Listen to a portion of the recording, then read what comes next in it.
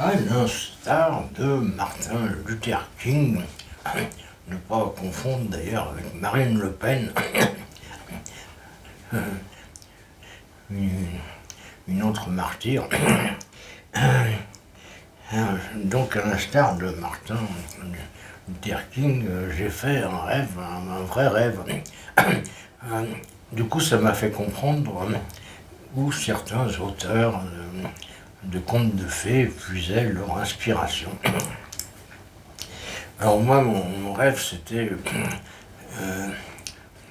en gros, moi je le résume assez rapidement, Barack Obama était en train de divorcer avec son épouse Michelle, et cela attisait la convoitise d'Elizabeth Borne, qui filait dans la seconde aux USA pour essayer de piquer la place. C'est un conte de fées moderne qui pourrait s'inspirer de cette histoire. Sauf que c'est sûr que la Blanche-Neige, elle a un look, on va pas critiquer, on va pas faire dans le machisme sexiste en crachant sur les femmes à lunettes.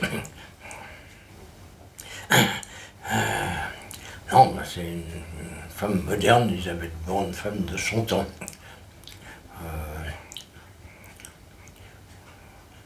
Et puis, elle a peut-être passé la date de garantie, mais bon, elle marche encore. Voilà. Et puis Barack Obama, c'est pareil, c'est un homme de son temps. Ce qui ne veut pas dire grand-chose d'ailleurs, mais bon. Mais tout ça, ça nous ferait un beau conte de fées, au final plus optimiste que des histoires comme celle du Petit Pousset. Parce que ouais, c'est marrant les histoires qu'on raconte aux enfants. Le père de famille, sans doute au RSA, alcoolique au dernier degré, qui a plus de quoi subvenir aux besoins de sa famille, a une super bonne idée. Il va aller perdre ses 7 enfants dans la forêt, en espérant que l'ogre s'en chargera, ou à défaut, peut-être qu'il habitait près de Notre-Dame de Bétarame. Il y a une autre sorte d'ogre, les ogres sodomites en soutane.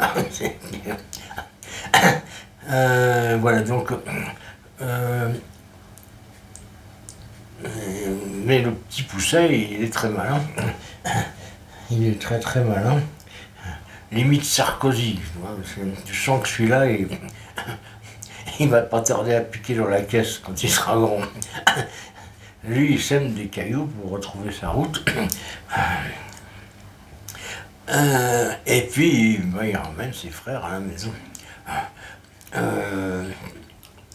On imagine le désespoir de Marcel Petit Pousset, Grand Pousset, le papa, quoi, Marcel Pousset, on va dire.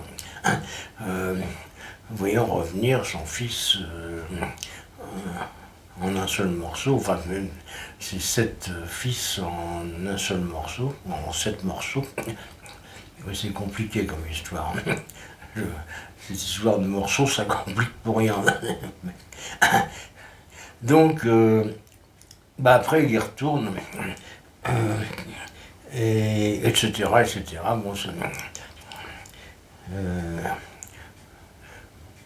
me souviens plus de la fin. Je pense que c'est une sorte de happy end. Savoir que l'ogre finit par trouver les enfants. Ou alors, je crois me souvenir qu'entre-temps, il avait mangé ses 7 filles. Mais c'est des histoires qu'on raconte aux enfants pour les aider à s'endormir. À la limite, vaut mieux leur raconter Elisabeth Borne et Barack Obama, sans vouloir imposer mes opinions personnelles.